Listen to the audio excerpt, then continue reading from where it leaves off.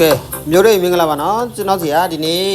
ချစ်လက်မအုပ်ဆောင်လေးကိုမာယူအားပေးတော်တာခင်ဗျာနော်ဒါကျွန်တော်အတန်လေးစမ်းပြတာခင်ဗျာနော်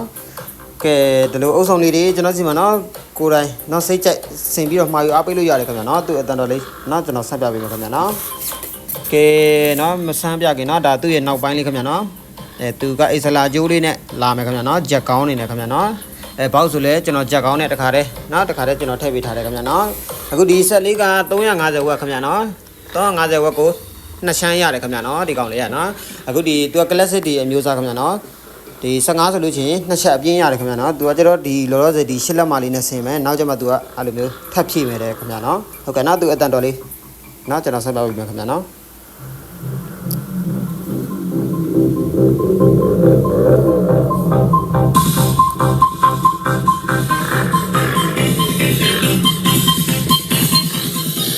This is DJ Jomar of Lawana TV.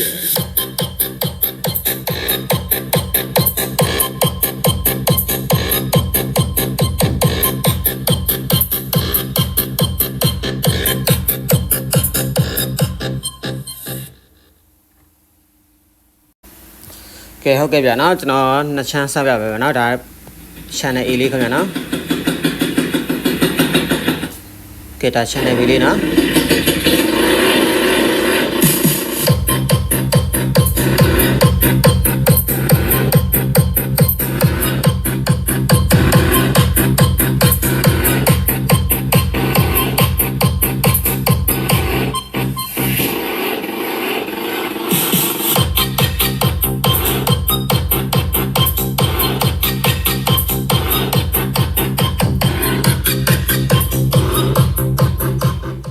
ကဲလိုတော့ဆရာများနော်ကျွန်တော်စီမာယူအားပေးလို့ရတယ်ခင်ဗျာနော်ဟုတ်ကဲ့အားလုံးကျေးဇူးပါခင်ဗျာ